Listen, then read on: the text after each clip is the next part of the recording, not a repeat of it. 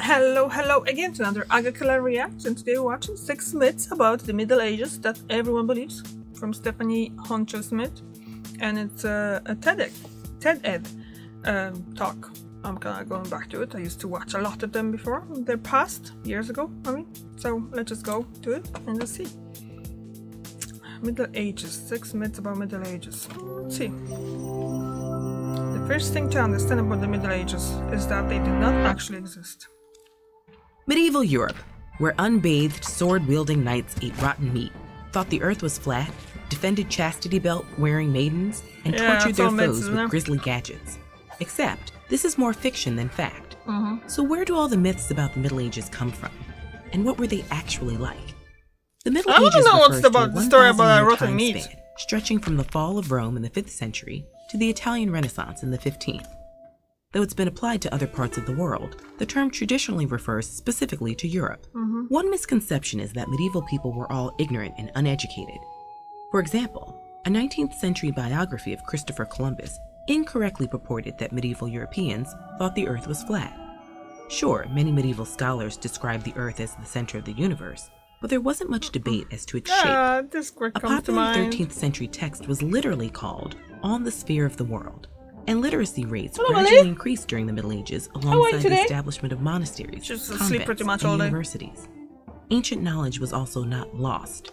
Greek and Roman texts continued to be studied. The idea that medieval people ate rotten meat and used spices to cover the taste was popularized in the 1930s by a British book. It misinterpreted one medieval recipe and used the existence of laws barring the sale of putrid meat as evidence it was regularly consumed. In fact, medieval Europeans avoided rancid foods and had methods for safely preserving meats, like curing them with salt. Spices were popular, but they were oftentimes pricier than meat itself, so if someone could afford them, they could also buy unspoiled food. Meanwhile, the 19th century French historian Jules Michelet referred to the Middle Ages as 1,000 years without a bath, but even small towns boasted well-used public bathhouses.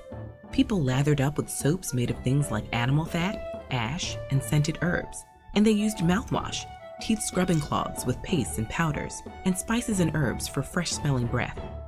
So how about medieval torture devices? In the 1890s, a collection of allegedly terrible relics of a semi-barbarous age went on tour. I think that's all made up too, huh? The Iron Maiden, which fascinated viewers with its spiked doors, but it was fabricated, possibly just decades before, and there's no indication Iron Maidens actually existed in the Middle Ages. The Pear of Anguish, meanwhile, did exist, but probably later on, and it couldn't have been used for torture. It may have just been a shoe stretcher. Indeed, many ostensibly medieval torture devices are far more recent inventions. Medieval legal proceedings were overall less gruesome than these gadgets suggest. They included fines, imprisonment, public humiliation, and certain forms of corporal punishment. Torture and executions did happen, but especially violent punishments, like drawing and quartering, were generally reserved for crimes like high treason. Surely chastity belts were real though, right? Nah. Probably not. They were first mentioned by a 15th century German engineer, likely in jest, alongside fart jokes and a device for invisibility. From there, they became popular subjects of satire that were later mistaken for medieval reality. Ideas about the Middle Ages have varied depending on the interests of those in later times. The term, along with the pejorative Dark Ages, was popularized during the 15th and 16th centuries by scholars biased toward the classical and modern periods that came before and after.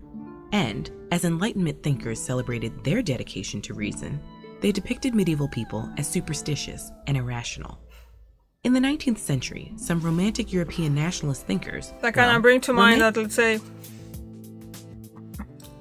in like 100 years or 200 years, current state, if someone gonna just go into some kind of website or something like that, just the Flat Earthers Society or something like that, they'll be saying the same thing about us, isn't it? The Dark Ages. If they, I don't know, if something happens that they won't have access to all of the history, all of the information that we have right now. So it's like... Criticize the Middle Ages.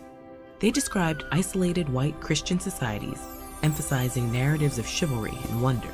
But knights played minimal roles in medieval warfare, and the Middle Ages saw large-scale interactions.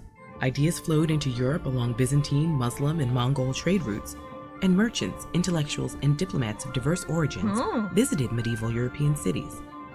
The biggest myth may be that the millennium of the Middle Ages amounts to one distinct, cohesive period of European history at all. No, it's not. Originally defined less by what they were than what they weren't, the Middle Ages became a ground for dueling ideas, fueling more fantasy than fact. History is full of legends. Learn about the imaginary king who influenced real-world politics for over 400 years with this video, or dig into the legend of King Arthur, his Knights of the Round Table, and their quest for the Holy Grail to find out if any of it was actually real with this one. Yeah, so another interesting video. Although that thing about the rotten meat, I don't think I ever heard about it, because we were watching Shogun and he got the John whatever blacksmith or something got a peasant as a gift or something like that, and he just left it rotting there. And I'm like, what's that about? Because I have no idea what was that about, but that kind of explains it, because it's supposed to be Middle Ages as well, isn't it? Or Dark Ages that they in 1600s or something like that. So this is, yeah, it's just really not true though. But that was very interesting, yeah. Most of those I kind of knew that it's not true, because obviously they kind of float there on internet every now and then, basically saying that, oh, that's not how it was and things like that. And I was always kind of thinking about the fact that they say, oh, they didn't bat and nothing like that, but there were public bats pretty much everywhere back then. Think about it, yeah. Anyway, thank you very much for watching, and I see you tomorrow. Bye.